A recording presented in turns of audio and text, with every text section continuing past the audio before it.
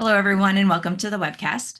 My name is Christine Nursey Davis. I'm the Executive Director of the Ohio chapter of the American Planning Association, and I am your webcast moderator. Today is Friday, February 14th, and we will be hearing Introduction to AI and Ethics in County Planning. For technical help during today's webcast, you can type those in the Q&A box. I will do my best to answer those. For questions related to the presentation, again, just type those in the Q&A box. And if your question is for a particular panelist, please state that with your question. It just helps me filter through things when we get to the Q&A. And we will answer as many questions as we can during the Q&A portion at the end of today's presentation. So again, just type those questions in the Q&A box. Up on your screen is a list of our 2025 consortium members made up of APA chapters and divisions. Thanks to all the participating groups for making these webcasts possible and free to members. Today, we are excited to have the APA's County Planning Division join us. This is going to be a great session. I'm looking forward to it. It's a popular topic, and we're just so glad you're here. Today's session has been approved for 1.5 CM credits, and one of those coveted ethics credits. You can log your credits by heading over to planning.org, log into your My APA account, and from there you can search by the title or event number, both of which can be found on our website, ohioplanning.org/planningwebcast. If you're on social media, be sure to like us on Facebook. That's where I post any important date or time changes, when new sessions are available for you to register for, and a weekly reminder of what's on tap. We record all of our sessions and we post them to our YouTube channel. So just search Planning Webcast in the search function on YouTube and we'll pop up along with our well over 500 session recordings, all available to you for free. And you can get these links and all the things that I'm talking about again on our website, ohioplanning.org/planningwebcast. New this year, if you want to get an email from me one time a month that lets you know what sessions are coming up and which sessions are available for you to register for, what on-demand viewings we have, what of the specialty topics like the ethics, the law, which one of those are available, you can sign up, subscribe to our mailing list, and you'll get, and I promise it's only one email from me a month letting you know with links to everything. So be sure to do that. Okay, that's the end of my housekeeping items. Again, as a quick reminder, if you have questions, please type them in the Q&A box. Don't raise your hand because I'm not going to call on you. And we will get to them at the end during our Q&A portion.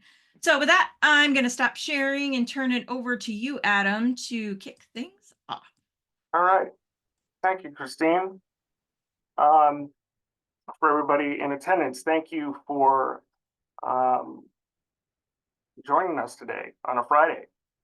So I am for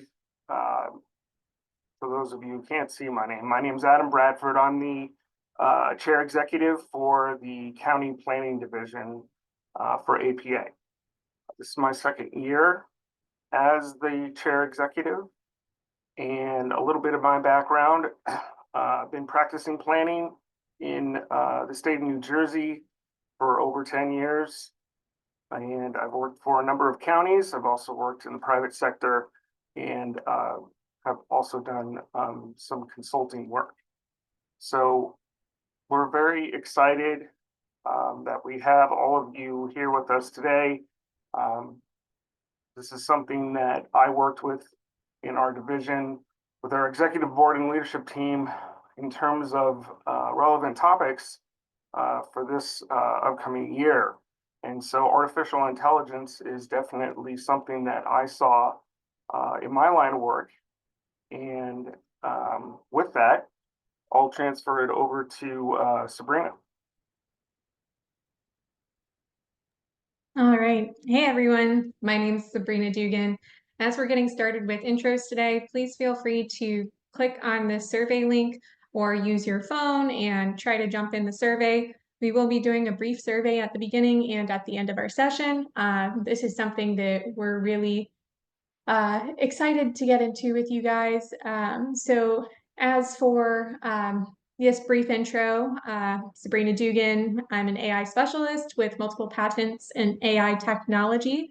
I've developed and created an AI-driven DWG automated land development review tool for code compliance to automatically review land development code in seconds and compare it to the plans which were submitted. I've also created multiple algorithms and energy use calculations for electric vehicle and wheelchair charging stations. So with prior experience in development services in local government, I love sustainability planning and software development to create inclusive environments.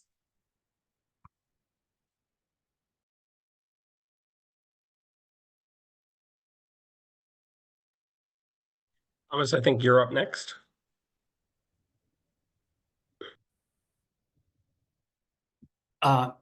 I'm Tom Sanchez, professor of landscape architecture and urban planning at Texas A&M, and have been working over the last several years in the areas of smart cities technology and AI, particularly how planners can use AI. Good to be here. And good afternoon. I'm Wyatt Bowers. I am a transportation planning project director with Atkins Realis in Jacksonville, Florida. I have about, as of this week, 30 years of experience. 30 years with the company, arrived just this week. I am also the immediate past president. Well, I've now retired, I guess. I was the immediate past president for the Florida chapter of APA. I was president through 2021 to 2023, I guess. And I would consider that I am the non-expert on this panel and the AI cynic. So as we go through, I will happily throw in some information from some projects that we've worked on, as well as some of our Atkins Realis standards.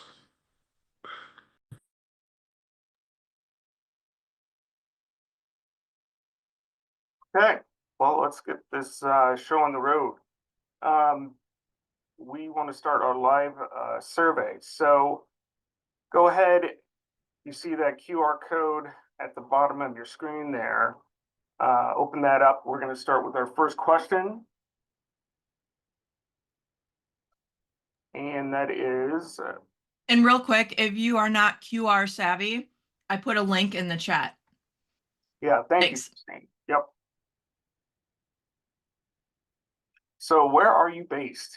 State and city. For my work, I'm based here in Passaic County, New Jersey. Our administration offices are in Patterson, and I'm the supervising planner for the county.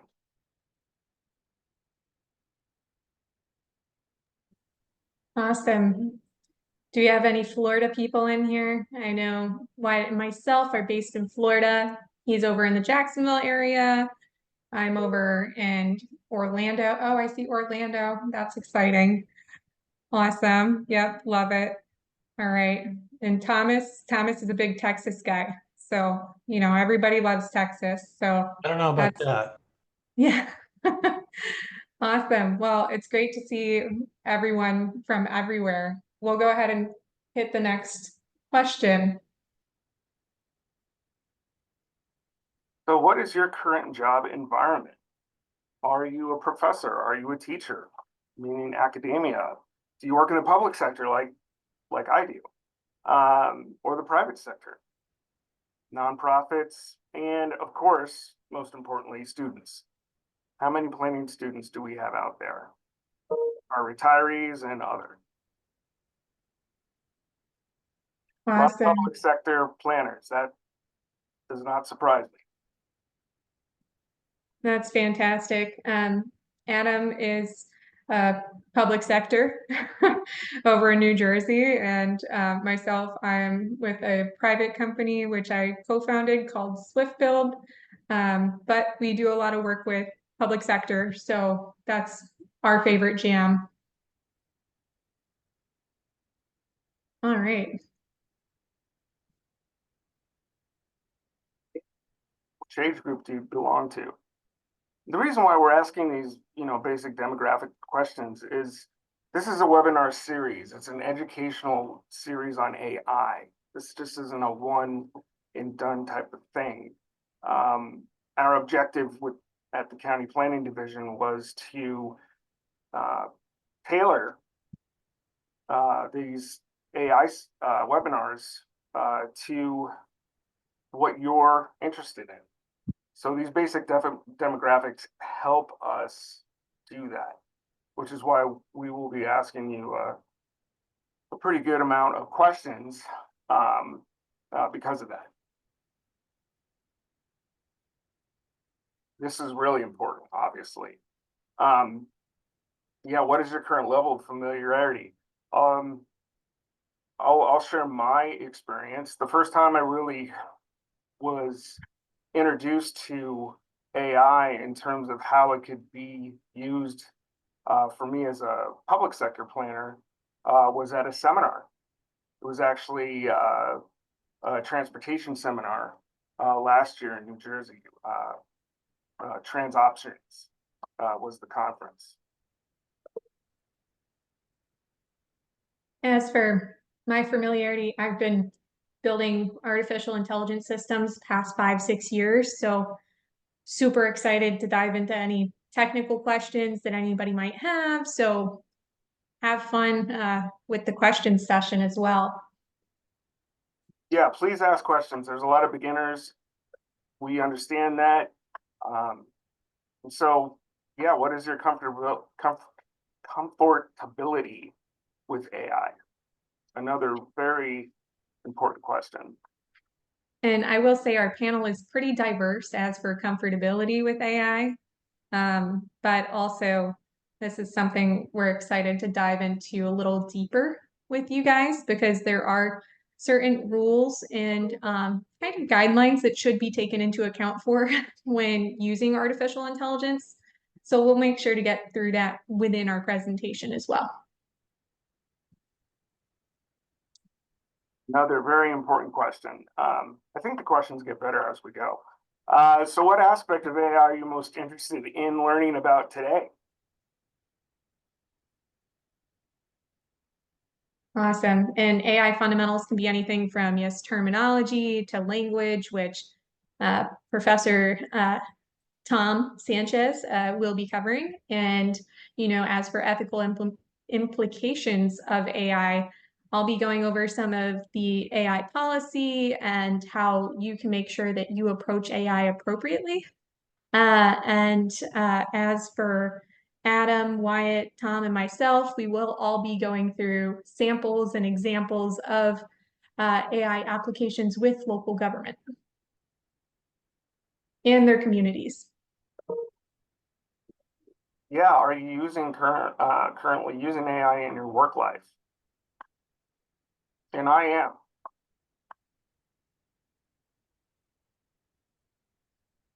Cat memes. That's awesome. Good for you. I hope they're good ones.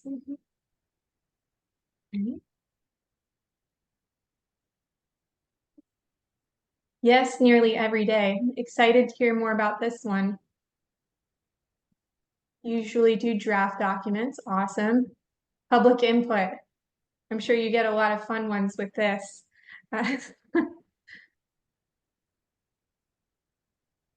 Nice. Idea generation. Proof info, plan travel. Yeah, that's cool. Help me write better. Yeah, yes. That's a good one. I think that's where I started. Yeah. Playing around with it. Yeah. Yeah, definitely. Yes, but not supposed to be LOL. Well, hopefully you're using it for the right reasons. So that'll be a nice discussion. Awesome. Code review, email drafting, coaching. Oh, I like the coaching part. That's awesome. And yeah, what do you see as the most significant ethical challenge in using AI for county planning? Is it data privacy, security, bias? It's a big one. Transparency, another big one, right? Public trust. And it's okay to select multiple ones as well.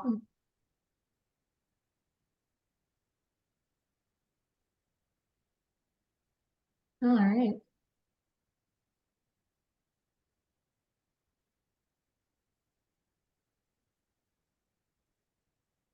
And this So, is another Yeah, written this is response. one that I definite was a challenge. Adopting AI technologies. You know, where do you start? Who do you go with?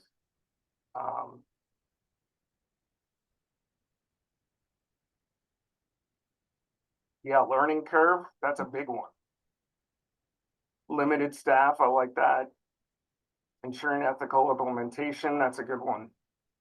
Accuracy and trust of information, huge topic. Credibility, Trust. There's a lot of trust. yeah, acceptance by public and leadership administration, right? Yeah, they've got to be on board. And your IT department. Uncertainty. Absolutely. Budget concerns. There's some pricey AI services out there. All right. Terminator. That's what Wyatt said. Yeah, Sabrina Skynet was also listed there, so it's good. I will say real quick on this, and again, I apologize as the cynic guy. There was something I saw on social media the other day, and I really liked it. And I shared it immediately. And then I thought about it. And I'm like, there's no way all these people got together in 24 hours. And it turns out it was entirely AI generated. And some of the people that were in it have now requested that it be taken down. And I felt terrible for sharing it. So that's one of the concerns. All right. Let's go ahead and click that next slide. Yeah, what do you perceive the impact of AI on society in the next 10 years? Most of us work on master plans, master plan elements that are always 10 years out. We understand what a vision is for 10 years, right? When we're putting plans together. So yeah, how does artificial intelligence, yeah, play into that? That's something that we have to think about as planners.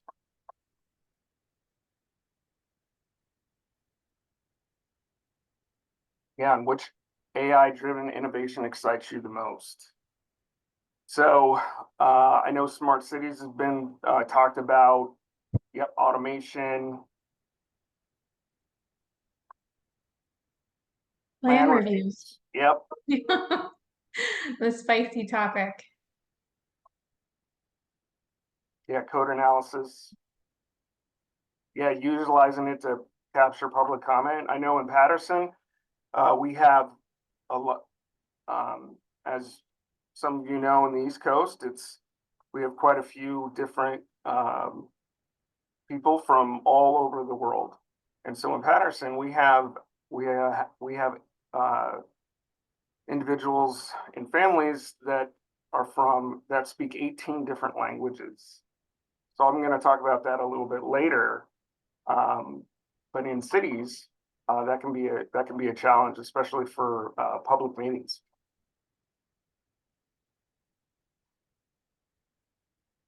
All right.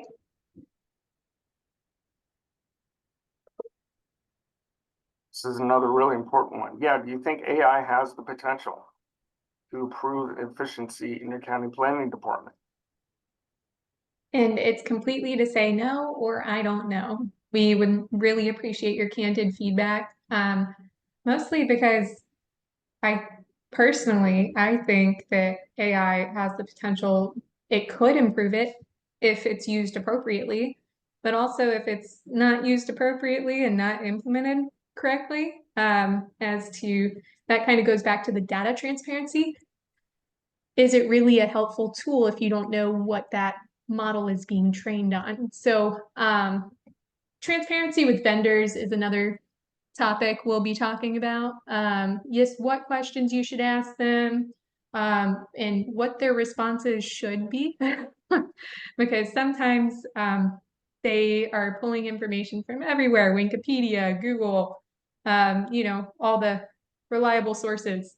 Notice the quotes, not really reliable, but as planners, we have to really stick to facts and make sure that the information is coming from an applicable source. So if the vendor does not tell you the applicable source, is it really helpful information, or where are they gathering that information from? Another big one. Does your organization have an AI policy?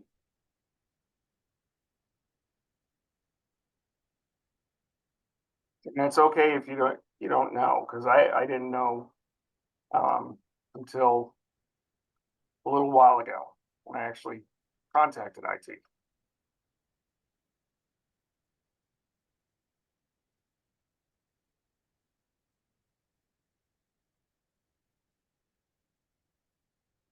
So yeah, how's your department organized or offered any AI training? And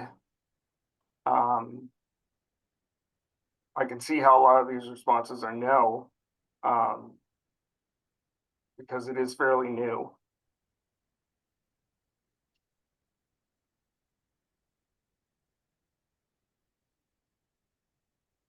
This is a very, very important one. Yeah, how important is it to involve the public in discussions about AI in county planning?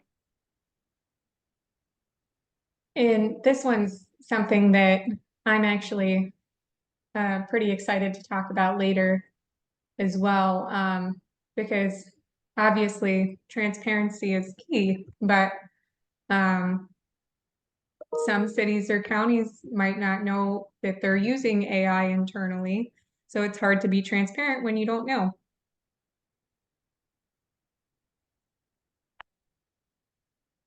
All right, and we're on our last question for now.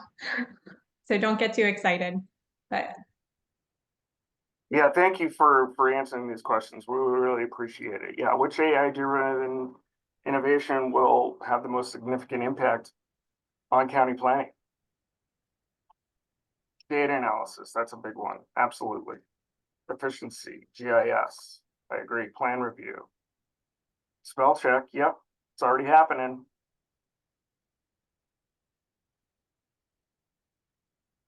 travel demand modeling, language translation. What if it takes our jobs? Well, that's going to be another topic we discuss, so that'll be a fun one. See, development review, data analysis, and historic records.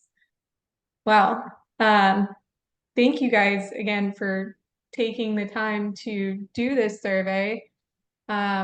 I hope it was pretty engaging for the group to see what your peers are also thinking, because AI is a transition and it is something new that we will have to learn how to approach together.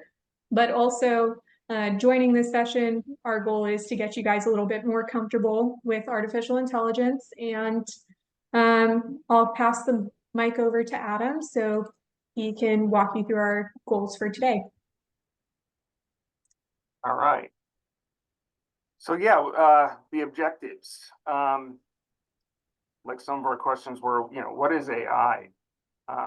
We're gonna gain a foundational understanding of AI, its potential, not only as county planners, but to our residents, stakeholders, and public.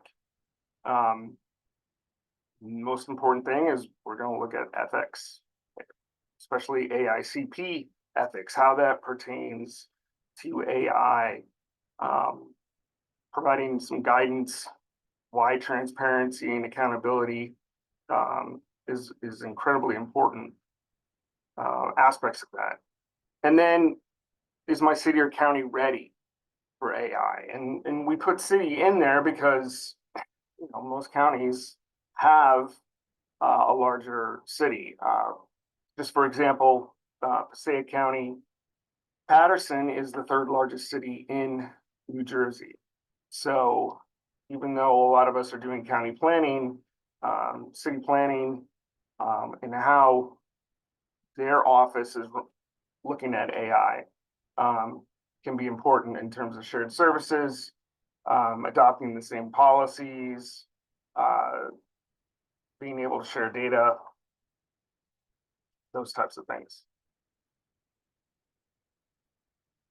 All right. So what is artificial intelligence?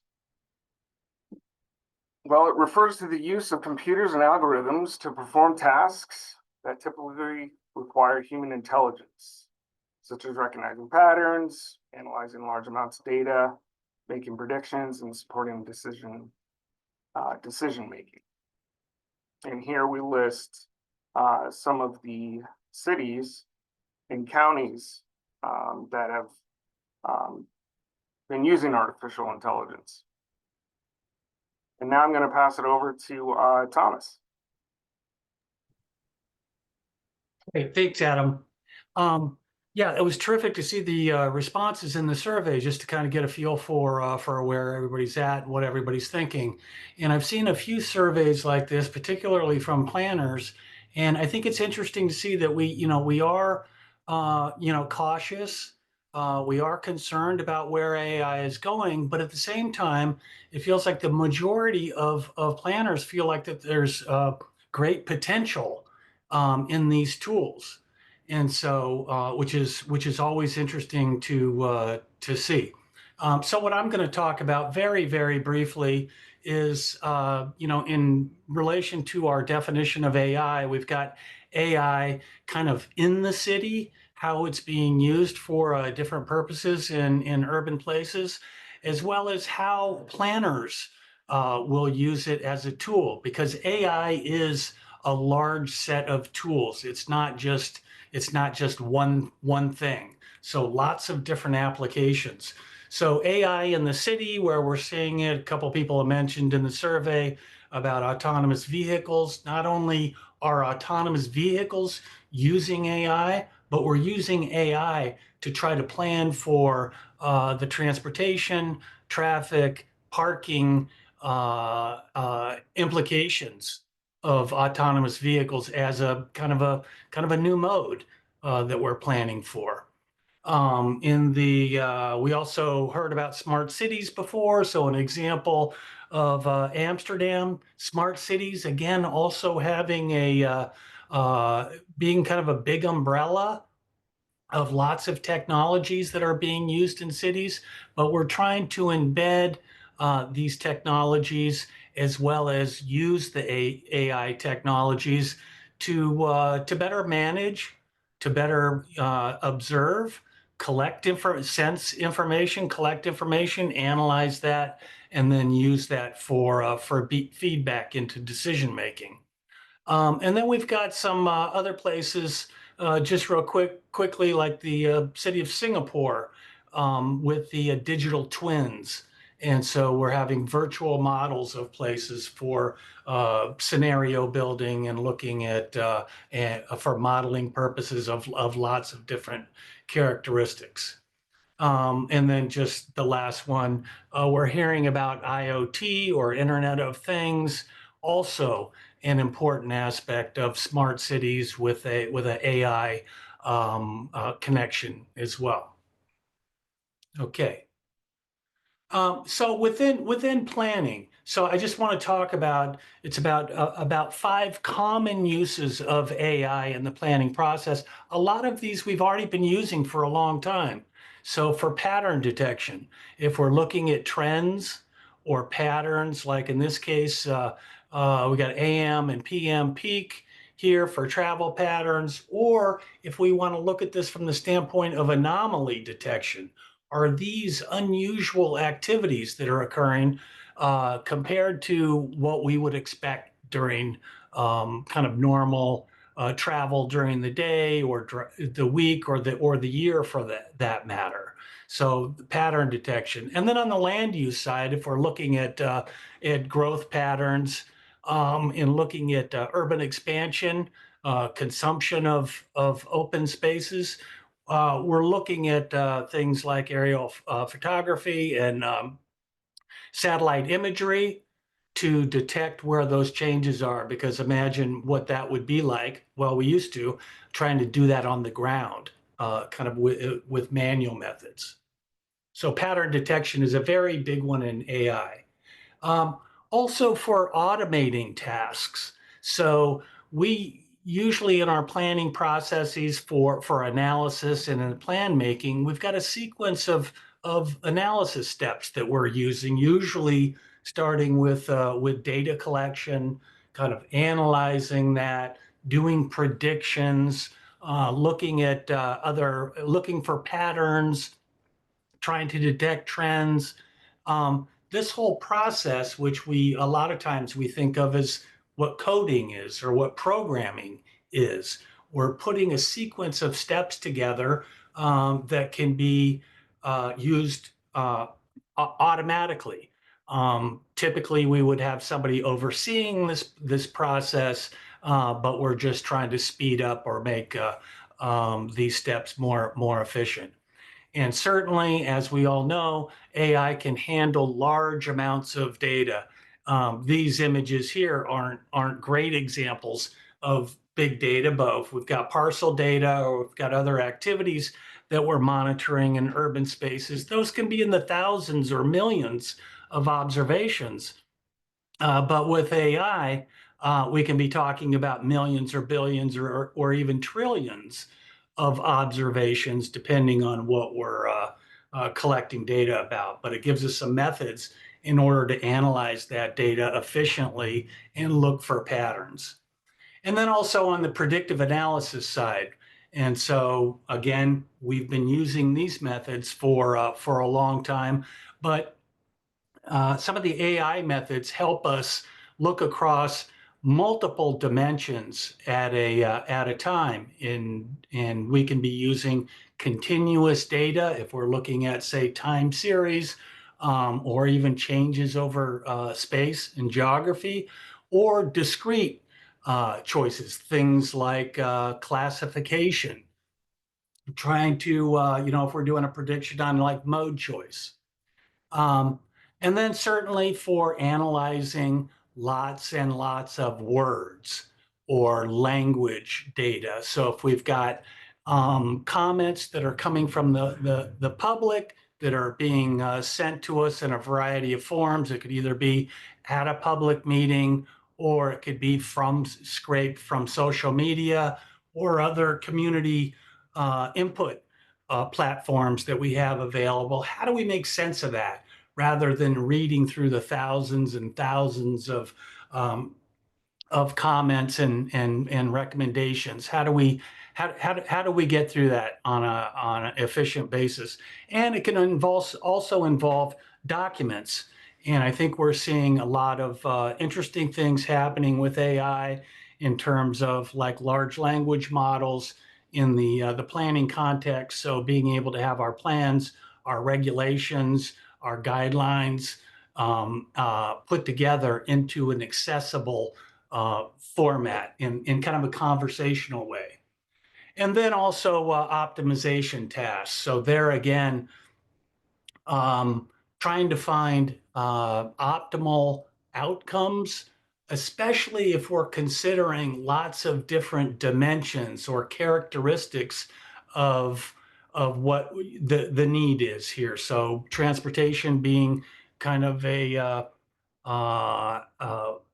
popular example here, where we're trying to minimize the amount of energy or cost in trying to provide the best possible services. So that kind of skims the surface of what some of the AI tools do, and plenty more behind that in terms of terminology, other examples, and so forth.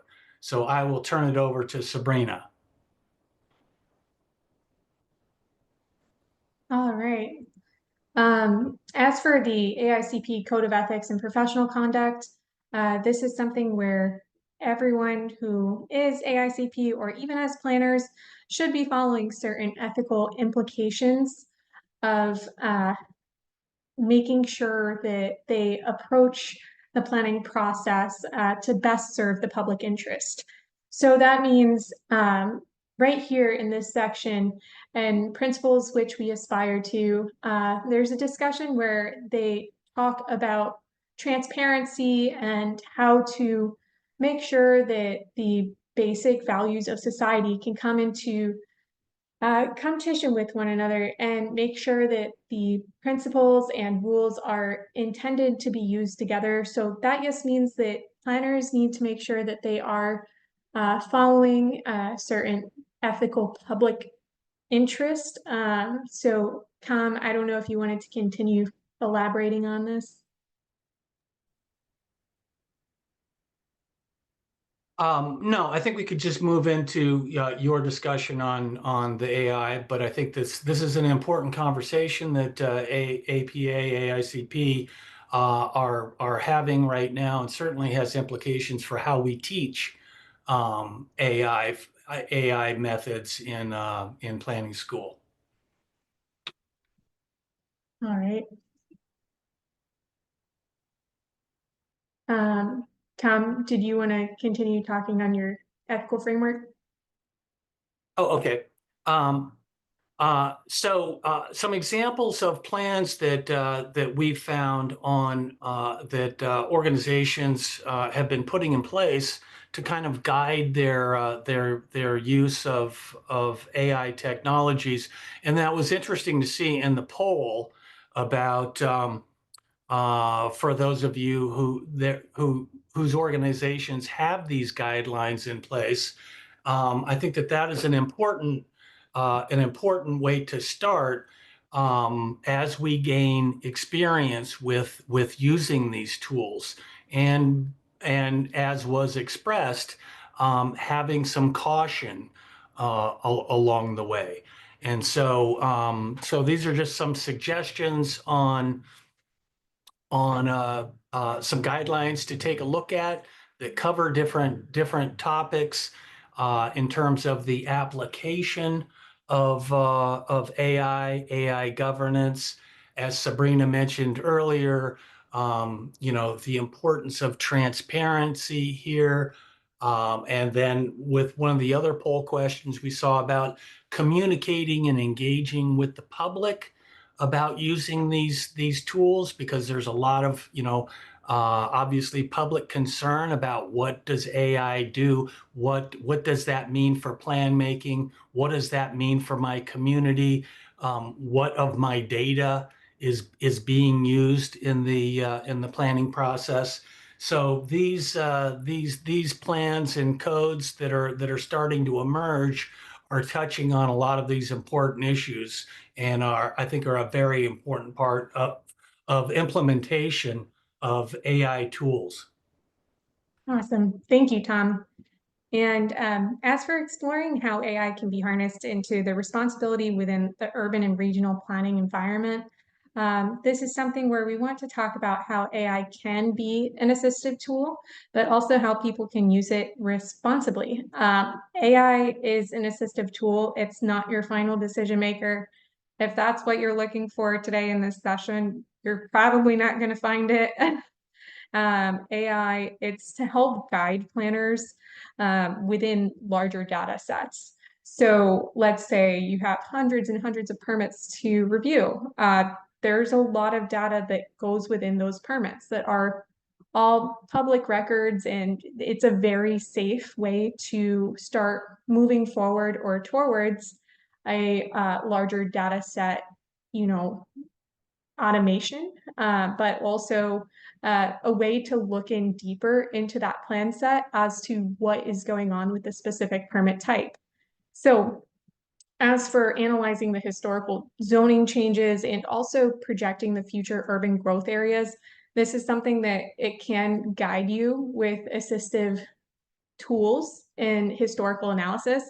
However, final decisions on development and infrastructure should be based on the planning policies.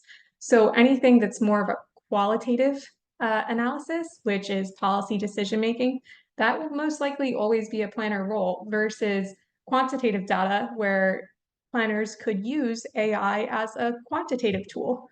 So that means that making sure that there's specific roles given to any planner who does decide to use artificial intelligence will really make sure that you are guided down the right path when using it. So when IT departments start to integrate a new AI tool with your planning workflow, it's critical to secure approval from your IT department prior to using an artificial intelligence tool. That can mean ChatGPT, Perplexity, any any type of AI tool, or let's say it's a demo product. This is something where your IT department should be involved with analyzing and making sure that that AI technology is an appropriate, secure tool for you to use. So always make sure IT approves and that it's a chosen solution that meets your cybersecurity and integration compliance standards. Even sophisticated AI outputs require human touch. So imagine a city planning team using AI to forecast public transit demand, which I'm sure you'll see a little bit more on later. Planners need to verify that this projection aligns with the on-ground realities, such as recent population shifts or construction projects. And the validation process not only ensures accuracy, but also builds trust with the technology, because artificial intelligence will continue to learn, grow, and adapt based on what you give it and what you train it on. So as for ongoing education, the AI technology and urban data analytics are evolving rapidly, and continuous training is essential for any and all departments. And there's a lot of newer planners that are starting to come into the field that are now trained at universities on how to use artificial intelligence. So that means planners that have been doing planning for 20 plus years need to start learning how to use artificial intelligence too. So we need to grow and adapt together. But also, this is just something as in how planners update their skills with new zoning laws or sustainability practices. There are regular workshops that could take place, and the same thing with training sessions to keep your team current with emerging AI technology trends and also best practices with urban planning. So, while responsible use of AI is essential, we must also address the importance of data protection and privacy in planning. So, planning departments often manage sensitive information from citizen access to financial data, public projects. For instance, a city using an AI for resource planning must ensure that personal data is encrypted and access controlled to prevent unauthorized disclosures or breaches. So, with that, whether it's a local privacy ordinance or federal laws like HIPAA for healthcare related to planning projects, ensuring compliance is non-negotiable. Regular audits and legal reviews to safeguard your planning initiatives from potential liabilities is huge. Speaking of legal, over at Swift Build, my business partner, he is a corporate tax and IP attorney. Completely different language than me on the planning side, but also making sure that compliance with laws is followed is one of the most crucial methods for any AI, either adoption or also implementation. So making sure that you define and enforce your safeguards before deploying AI systems, and clearly defining your protocols for data collection, storage, and processing. Ask your vendors how they're storing your data, how they're processing information, and what they're training their AI on. Those three questions can help with fairness and transparency to reduce biases within a algorithmic discrimination and ensuring quality of the data that's being relayed.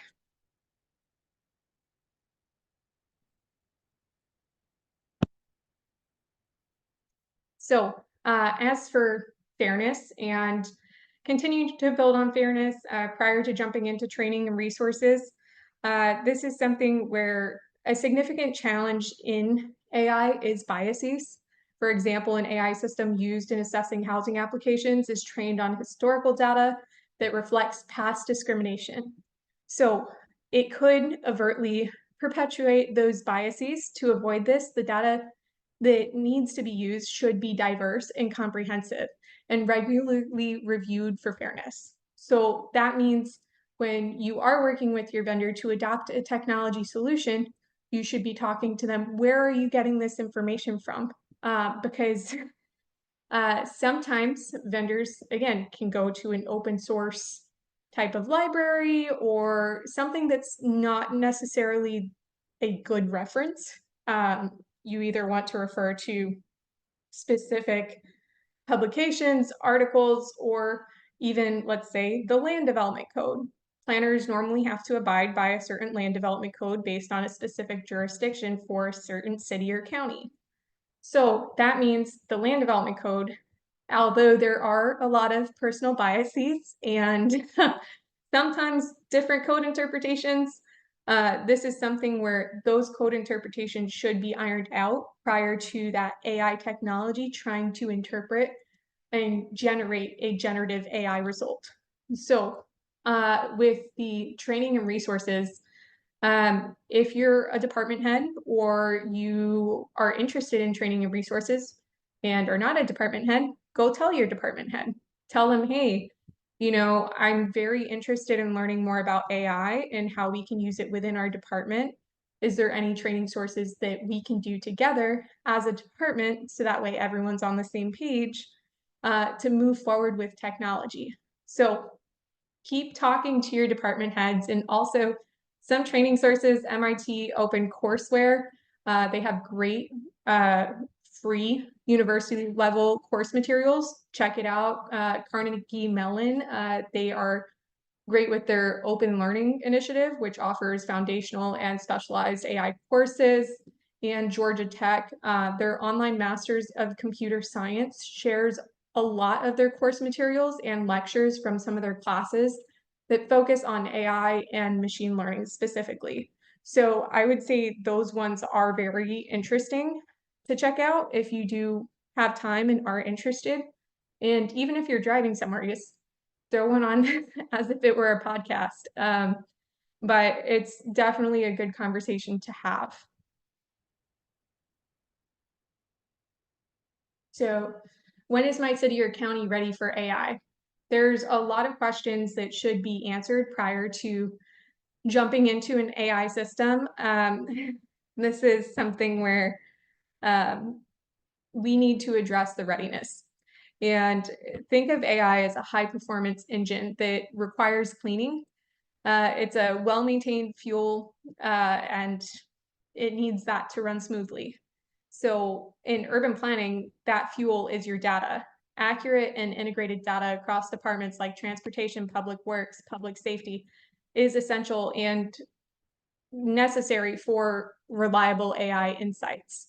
So a smart city initiative relies on seamless data sharing among different municipal departments. If data remains siloed or outdated, the AI-driven insights are going to become misleading. Ensuring reliable real-time data integration is a prerequisite for an effective AI implementation.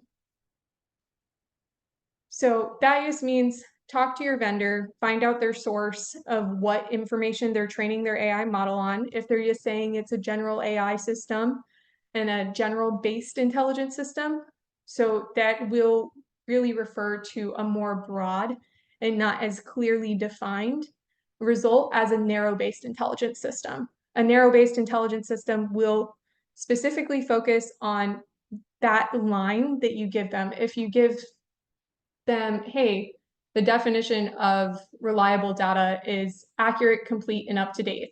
That means that system should be able to relate accurate, complete, and up to date with the result if you asked what is reliable data. But if it's a general based intelligence system or a generative based, that means that it's not going to be able to, it might pull other things from other places. So if you say, what is reliable data? It might say, well, reliable data can easily integrate from multiple departments and totally botch a sentence that you gave it. That's when it starts to become a little bit more personalized and a little more generic. All right. And assessing the AI readiness and people skills. Begin by evaluating the existing skill set within your department. Regional planning office that successfully implemented predictive analysis noted the gaps in data literacy, and also it hindered the progress on adopting a new AI system. Addressing these gaps, and that can be through training or new hires, can significantly enhance your AI readiness. Adopting AI requires a culture that embraces change and continuous learning.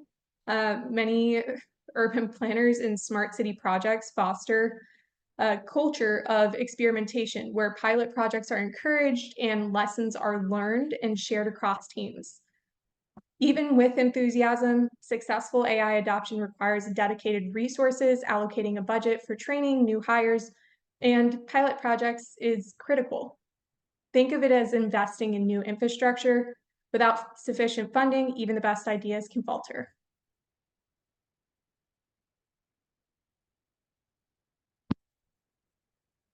All right, so finally, start by identifying high impact areas in your planning portfolio. For instance, AI can optimize traffic flow, plan review, enhance public transportation planning, or improve community engagement through predictive modeling. Align this with a strategic plan and start small and pilot. Create realistic expectations and really just no AI solution is a magic bullet. Successful AI implementation in urban planning often requires iterative refinement, and that's just make sure you test and gather from lessons learned. So that's something that I hope this helps, but I'll go ahead and see. All right, will AI, before I pass the mic to Wyatt, one last thing. Will AI achieve the city or county's desired outcomes? So start small again with pilots, find the right vendor partners to mitigate risk, test feasibility, gather lessons learned, and validate benefits before broad adoption, and clarify what the AI can realistically deliver in short, medium, and long term. So make sure that when you're jumping in, that you know all of these different realistic expectations out of AI. And I hope this helps.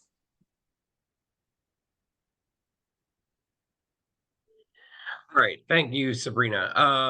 So I want to just preface, as again, I said that I'm kind of the cynic, and we had this question about, has anyone used AI? I want to keep in mind that there are times that you're using it or you don't know you're using it. So I am in my casual dress today because I'm about to hop on a plane. And, you know, sometimes there's facial recognition at the airport that I just pull my face right up and then it knows what seat I'm supposed to be at. That's an example. Our phones now seem to be able to tell us what gallery our photos go into with suggested ideas and tagging people in them. So there's some thoughts about that. Sabrina, if you'll slide right back for a second. I just want to make sure that I'm talking today about the Atkins Realis process and principles. These are ever changing. In fact, there was a change to them this week, which we'll go into. But you know, we have as a corporation a strong digital offering and active research, deep and understanding of clients' ambitions, and how we're balancing all that with AI is a challenge as we go. All right, let's slide.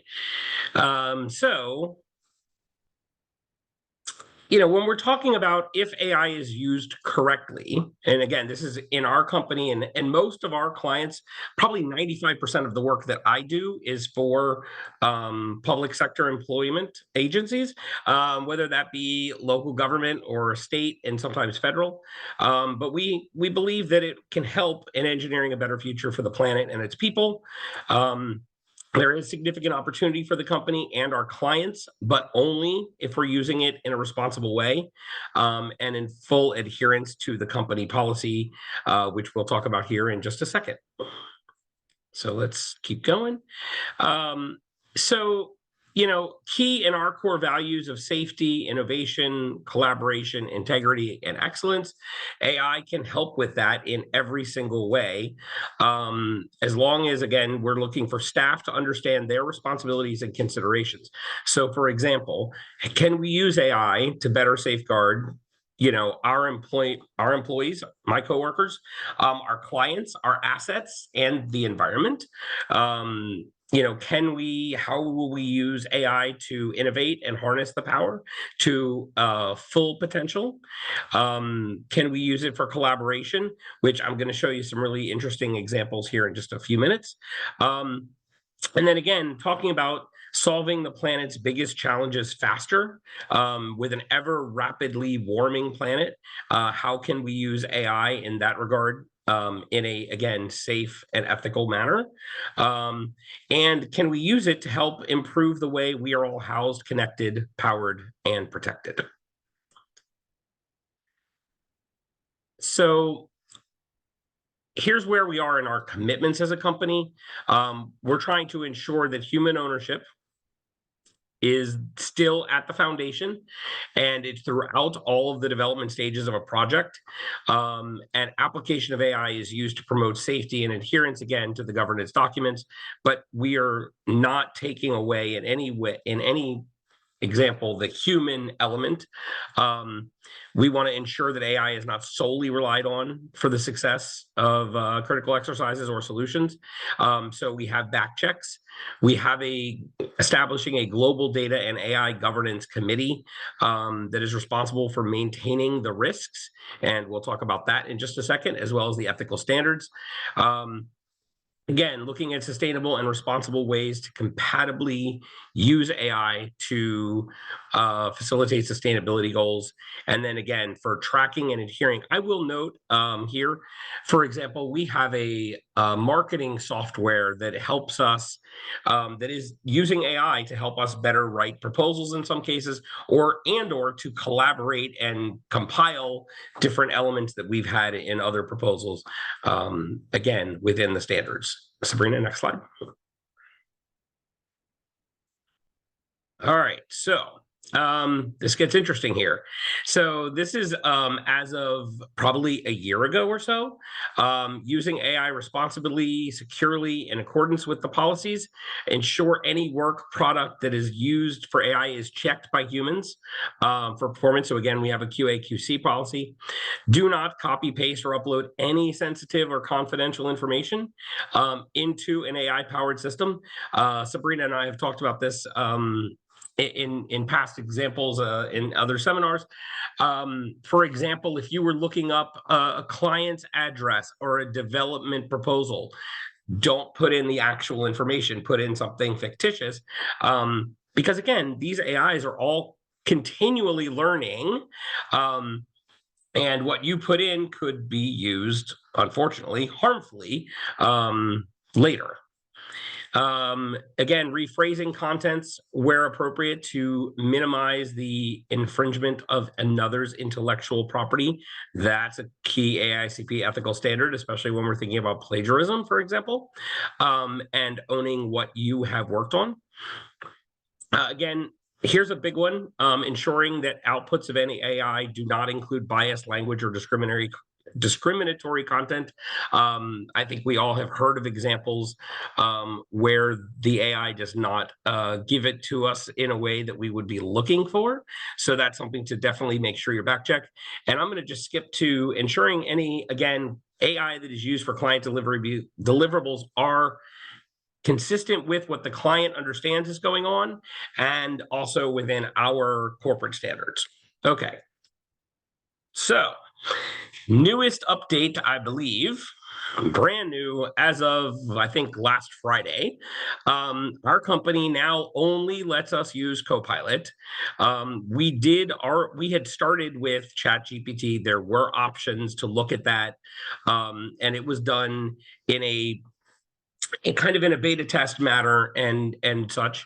However, as of this week, the only AI that is doable on our systems, on our computers, is Copilot, which is through Edge. You can see there to keep things streamlined and ensure we maintain client and corporate data integrity. ChatGPT, Google Gemini, Perplexity, Claude, OpenAI, and the brand new one, DeepSeek, no more. Next slide. Let's talk a little bit about why. So at the time, again, in 2024, when the policy was set up, we were in beta test mode. The company allowed us to use other tools like ChatGPT, but it was with a warning, cautioning the use. Since that time, and again, there's a lot of Google news. You can Google this. Don't use Gemini to look at news stories from around the world. The risk and reward of these tools continues to increase. New offerings like DeepSeek promise ever more accurate models at a potentially much lower cost, but with those expansion comes challenges. For example, there's risk of highly sensitive information getting put into ChatGPT. We just talked about that.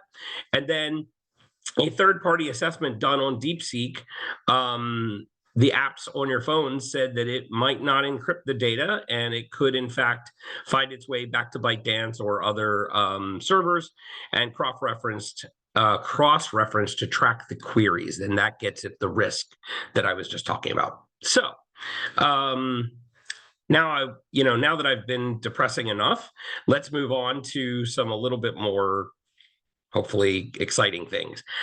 So this is now about a year and a half ago. We worked, and we actually just wrapped this up with the Miami-Dade Transportation Planning Organization on their 2050 long-range transportation plan. As part of it, there was a very robust public engagement effort, and we actually used AI and photo simulations to try to engage with the public and ask them what they were looking for in their community. So Sabrina, if you'll slide through real quick. So we used a software at the time called Pixlr. And again, this is a year and a half ago. So remember how rapidly this industry is changing. I can tell you that if you start to do these things now, you get significantly different results. But we asked people to just kind of tell us what they were looking for, and just use key buzzwords and then hit submit, and within 10, 15 seconds, we got a rendering. If it wasn't quite what people wanted, then we went back a couple times through in order to try to envision what they thought the transportation system in Miami-Dade would look like in 2050. Interestingly, you can see a couple images on the right-hand side. We had kids and got them engaged in the meetings. They came in and, well, maybe you build a city out of Lego. We had some kids come in who were interested in Hello Kitty. And then I don't remember if it's on the next slide or not, but I had two kids that actually came in and they were in soccer uniforms. So it wasn't on the next slide, sorry. They were in soccer uniforms and they were not very interested. And I said, okay, well, who are your two favorite, players? And I got Messi and Ronaldo. And so we put into AI Messi and Ronaldo riding a train to Miami Beach. And it popped it out, and the kids were thrilled. So it's a great opportunity to use for public engagement. Now, I will note, as Sabrina, as you slide to the next slide, some cautionary notes, especially in the transportation world, but this works regardless. You can see here things like bike lane symbols that might not be right, or they're in the wrong direction. Road signs that may not be accurate, cars driving down the middle between travel lanes. There are always these things. I think somebody put in the survey hallucinations. I call them artifacts. That are a challenge in using these AI techniques. However, I would suggest that this is something like, for anyone who's used Street Mix, for example, to think of what a future corridor might look like. It's a great tool to quickly use, and then from there, take the outputs and graphically render them with your graphic staff for accuracy. And Sabrina, I think that's probably the end of my slides, I believe. Yes. And what I'm going to do is I know we're coming up on time, so I'm going to go ahead and kind of pop over to our closing slide, just to say thank you to everyone who's attended, and we would really appreciate your time for a last survey. And while you guys are doing the survey, I know Adam and Tom have some more examples that they want to talk through with you guys. But I did want to share the survey QR code for now. And I'll go ahead and send that to Christine in the chat as well. And then while you guys are going through the survey, we'll make sure that Tom and Adam walk you guys through a last last few examples of artificial intelligence and how their county is using it, and also just some other resources that would be good to refer to. So Christine, I'm putting that link for you in the chat, and while everyone's going through and doing those final survey results, I'm going to go and switch back to the presentation so Adam and Tom can walk through the last few examples of AI. Yeah, Sabrina, can you just hold it on there real quick? Yeah, for sure. So one thing for everybody, again, thanks for attending. Hopefully you found this very informative. If you want to get more involved with our county planning division, this is a great opportunity for you to do that. This AI webinar series is just one of the new things that we're bringing to this division. And we have plenty of volunteer opportunities. If you have any questions, please email me at communications@apacounty.org. And then for all the students, all the planning students out there, you can sign up for APA for free as a student. And we encourage you to join our division, obviously. We have a lot of different opportunities for students. One example is if you have any projects, especially end of semester projects, and you want a team of professional planners to take a look at that, critique it, and give you good feedback and guidance, we're definitely a division that wants to increase our influence to universities and educators out there. So I highly encourage all undergrad and graduate students to become members. Thank you.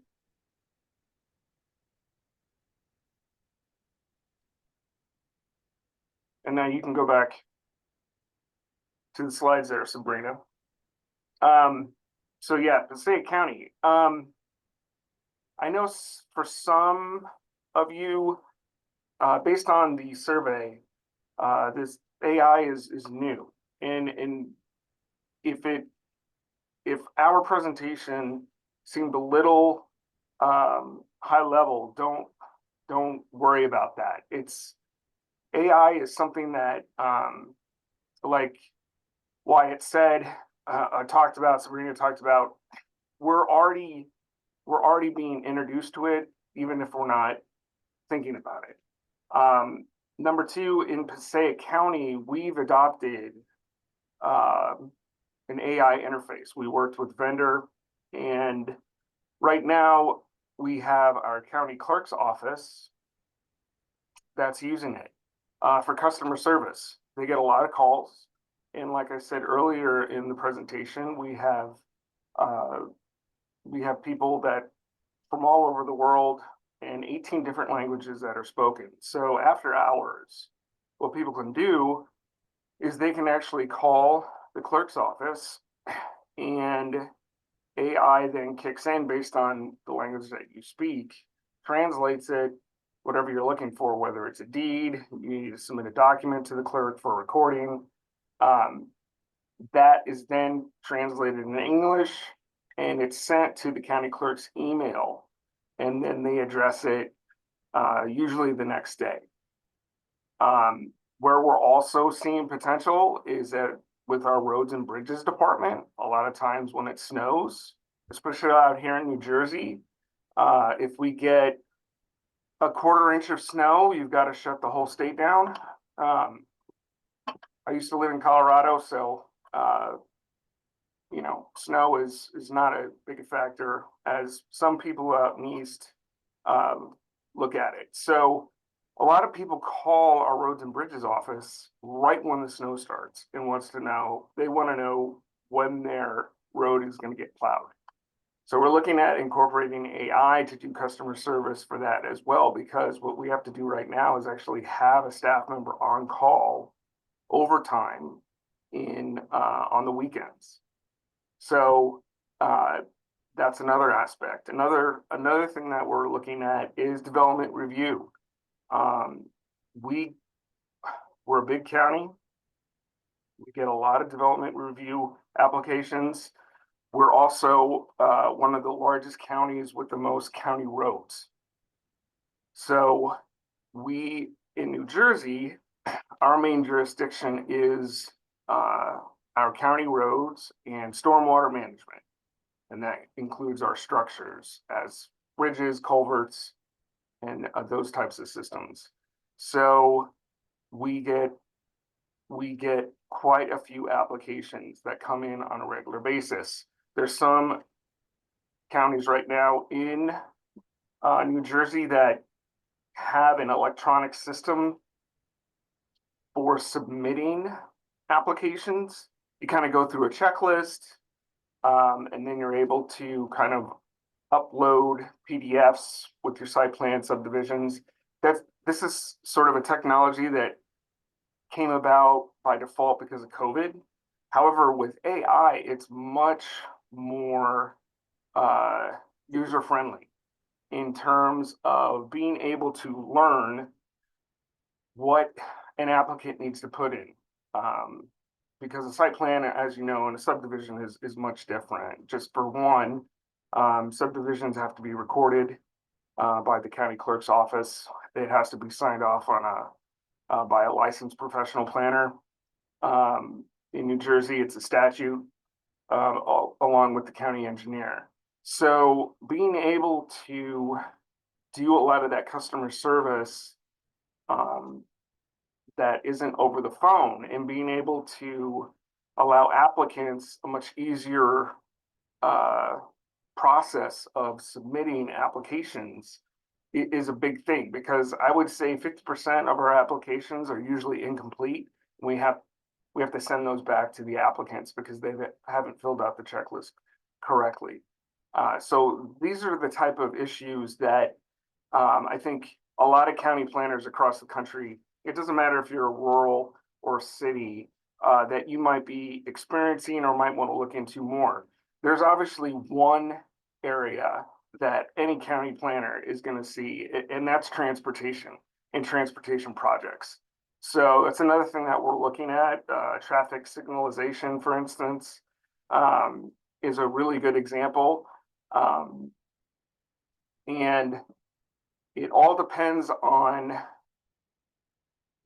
what kind of investment, like Sabrina talked about, in terms of infrastructure, looking at AI as an infrastructure investment. So I'm also looking forward to what the state has to say about that, and the federal government, because I think that will help us. As you know, most of our grants, or all the grants that I work with, are either through the state DOT, through our Metropolitan Planning Organization, which is the North Jersey Transportation Planning Authority, that's our MPO, or it's through the federal government.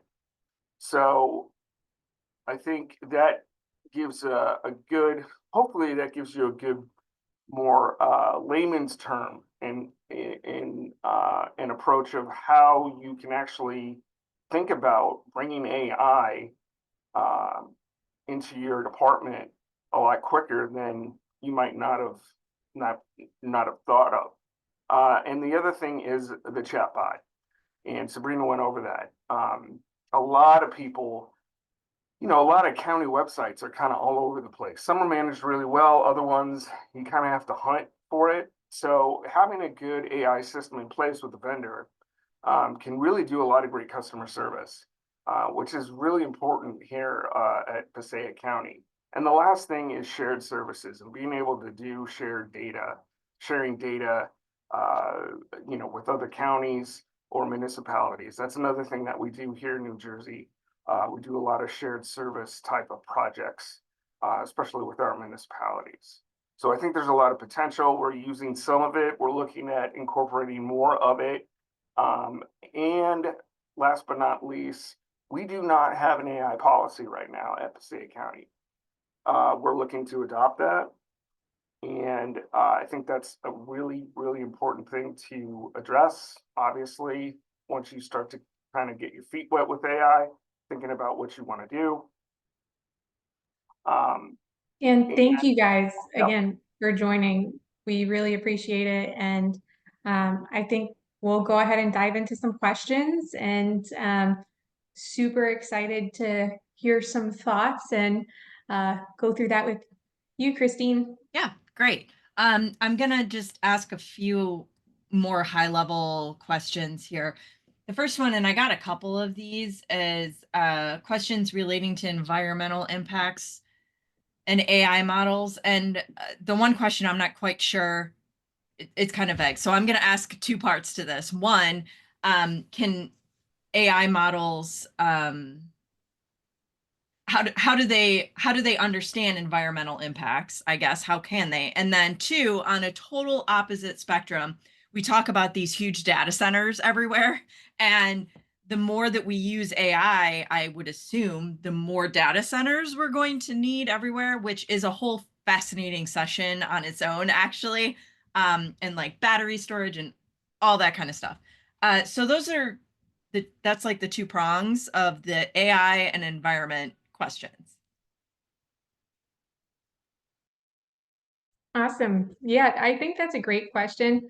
As for environmental impacts of artificial intelligence, I would say that's really being studied a lot right now in helping formulate a lot of AI policy.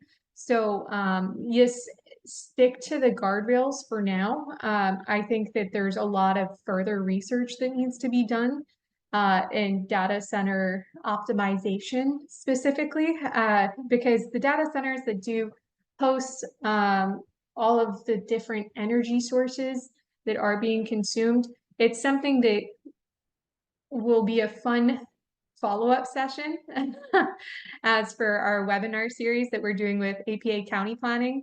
But as for this one, as of now, yes, focus on the specific policies and making sure that you have appropriate guidelines for staff prepared prior to, I don't want to say worrying about the environmental features. There are a lot of environmental implications that can really supercharge a AI data set.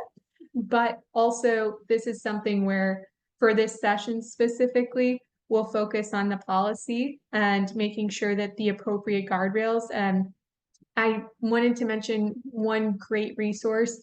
NACO, the National Association of Counties, did release an AI policy collaborative template. So that's something that you can go and look at and download and check out. It has a great framework for different cities and counties to adopt. It is obviously NACO, the National Association of Counties, but also can be related to cities.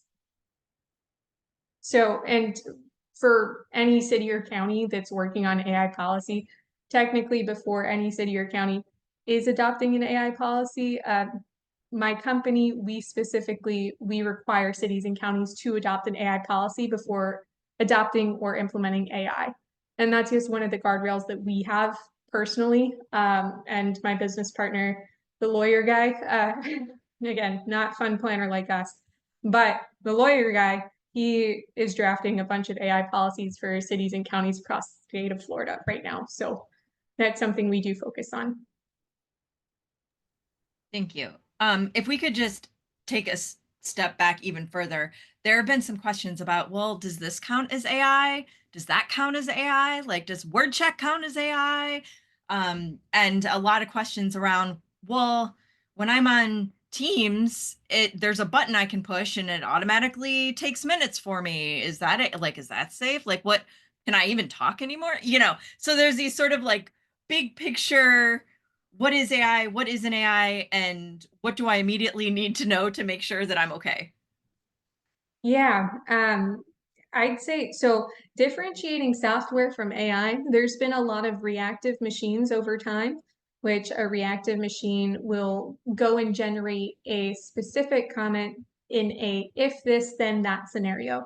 So that means technically a reactive machine is an artificial intelligence system, but it will take you through a certain set of steps as to get your result. So let's say hypothetically, I'm going to file a permit and I'm a applicant. So as an applicant, I'm going to select single family home. And it's going to say, okay, well, what zoning district are you in? Or type in your address. The machine will then tell you, okay, based on this specific zoning district, you can or cannot do this. So that means that's a reactive machine. And that is something that a lot of cities and counties do currently have at their city or county or are looking to adopt.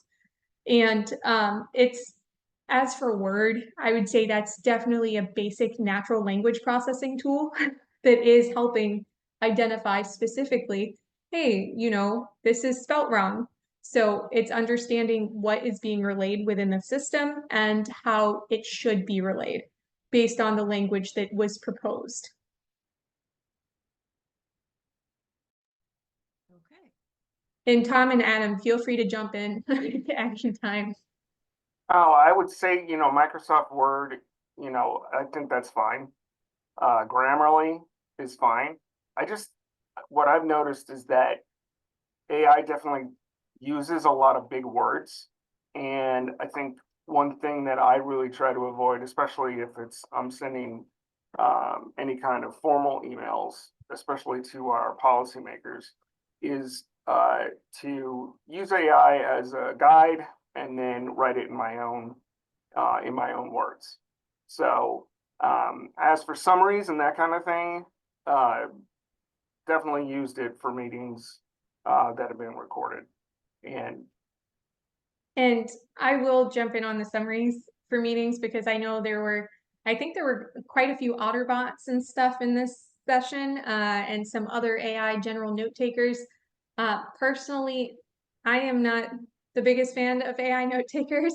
And I'm saying this mostly, I know a few government officials who obviously, if you're using an AI note taker, that is open to public record.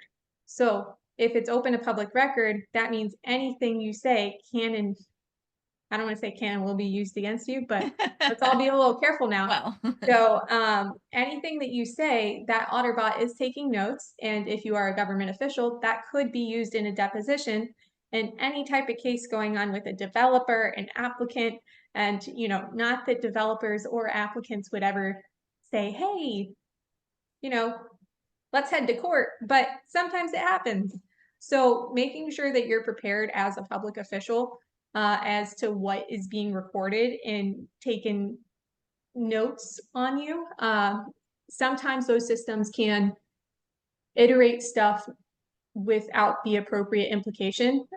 So let's say Adam and I were in a conversation. If, Adam as a public official, he should be very careful with what he says. And he's actually really good at that. I'm not as good at that with the whole stay to the script, but it's something where also you should, as a public official, just be aware that if anything is being recorded on you, if it's just a live recording, if it's Otterbot notes, if it's any other AI note taker, that could be used anywhere. And it's also something that can be requested by anybody in the public. So just keep that in mind. And right now, I believe certain cities and counties are or are not having policies based on allowing staff to use or to not use those bots. And that means the same thing for applicants or anybody that comes in. So just be mindful of that. If you haven't heard anything from IT, they probably don't have a policy on it. So, but I would still inform them. Just be like, hey, I heard of this note taker. I want to use it. And that's completely fine too, because note takers are helpful. But just be aware and cautious that whatever you say, it's kind of like you're at a Board of County Commission meeting. It's all going to be out there, and just be aware that it will be out there. thank you. Next question, and I actually thought about this too. And if it doesn't exist, we need to figure out a way for it to exist. Is there a particular place or website where municipalities, counties, whatever, can learn more about the different AI pilots that are offered, maybe info on the cost associated with them, or, how much they've been vetted, or where can we go? Is there any kind of like open source situation where we can kind of see what's out there and compare and contrast as from a public agency perspective? Yeah, well, I want to do a little shout out to Tom on here, Professor Tom. Professor Tom has actually wrote a Planning with Artificial Intelligence PSA report 604, and it's very interesting. It talks about the ethical concerns of artificial intelligence in urban planning. We'll make sure to get you guys that link. That's actually a really good. It's already in the chat. Okay, awesome. I was We're going on to say it. that's a great one. Yeah, we're on it. So that one's really helpful for ethical applications to artificial intelligence. Tom, did you want to say something real quick? No, yeah, I wanted to mention the PAS report just in terms of a primer kind of on AI for planners, useful in that sense.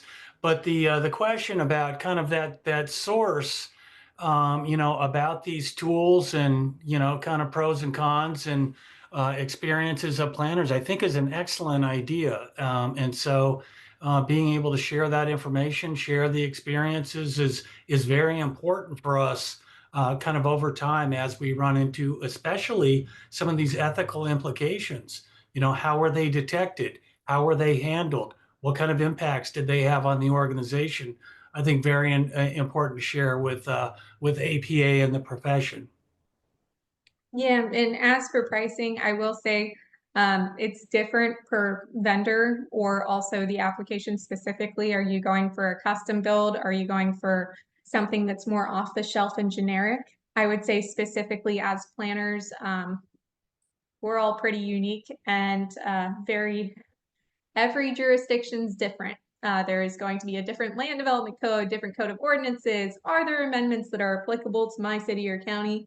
So as planners, I would say look for a very customizable vendor and somebody who's willing to be flexible with your department. If they are an off-the-shelf tool, that could work, depending on what those specific off-the-shelf checklist items are. But also the lack of customization for planners, especially when going from a different city to city or jurisdiction. That's something where it might be a little bit more difficult to adopt. My 2 cents would be from the county level or municipal level, get administration on board and start with one department. And if you have a vendor that's good, they will usually work with you, and start small and can always go big. Great. It's time to wrap up. This was great, and there's still a lot of really great questions. So you can always send, if you have a burning question, you can email me and I'll get it out to our presenters and they can get an answer back to you. Don't forget to log those CM credits. Don't forget to register for our upcoming sessions, ohioplanning.org/planning webcast. And that's also where you can find links to all of our recordings, including this one, which will be recorded and posted up onto our YouTube channel. So thank you to the County Planning Division and to all of our panelists today. This was great and super timely, and we appreciate your time. Everyone, have a great weekend, and we'll talk next time.